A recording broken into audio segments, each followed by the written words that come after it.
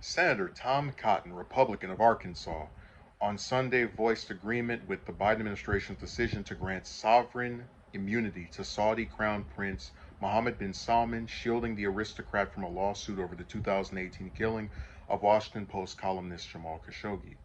What the administration has touted this week as granting sovereign immunity to Mohammed bin Salman is in keeping with the practice of customs of lawsuits involving foreign heads of states. Cotton told Fox News Sunday host Shannon Bream it would have been a major break if those customs did not grant that kind of immunity.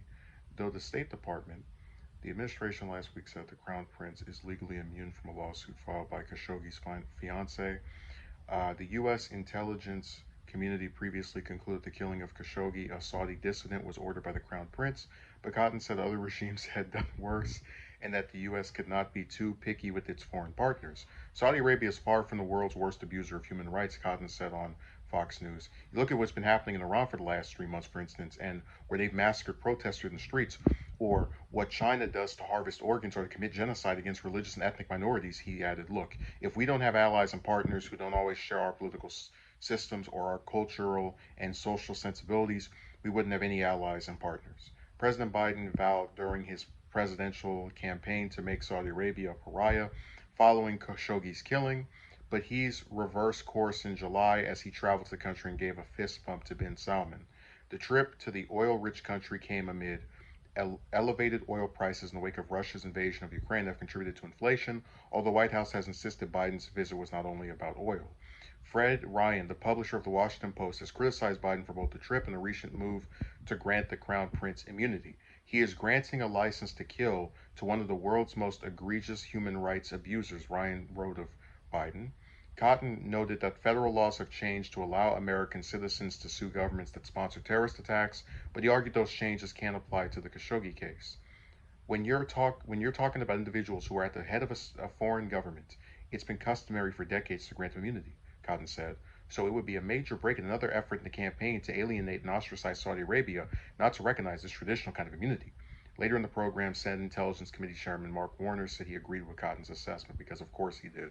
I'm not even going to read what Warner said. He doesn't matter.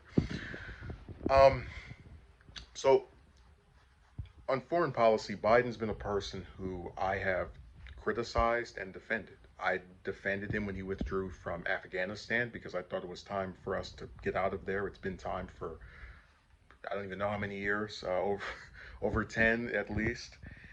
Um, I was happy that he withdrew American support for the Saudi-led genocide in Yemen, even though I didn't like that he still allowed for Saudi Arabia to buy weapons from us. Um, but here's the thing, right?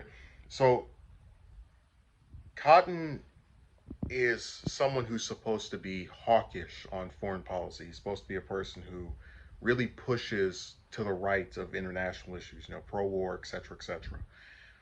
When you have a guy who talks about democracies like Israel, right? You need to back them and support them. They're democratic like us. But oh, suddenly when he's talking about Saudi Arabia, this oil-rich country that kills a bunch of people for fun, it's okay that they don't agree with us on our traditional values like human rights because we couldn't have any partners if everyone just agreed 100% of the time. Am I right? So it's this really brazen hypocrisy, and I'm not too surprised because that's just the thing that politicians do. But Biden is such a sad just case of a politician because people don't remember this, but Saudi Arabia donated to Republicans during this midterm. And Democrats did better than what was expected of them. So, at a period where Biden should say, hey, you tried to get my party ostracized from power, didn't work out for you. So, maybe you should actually listen to what I have to say. He bows down to them. Oh, it's okay. Instead of making the Saudi crown prince a pariah for uh, committing a murder on a journalist, I'm going to grant him diplomatic immunity. Yeah, and the fact that Cotton agrees with him should be the biggest indicator that he is doing something wrong.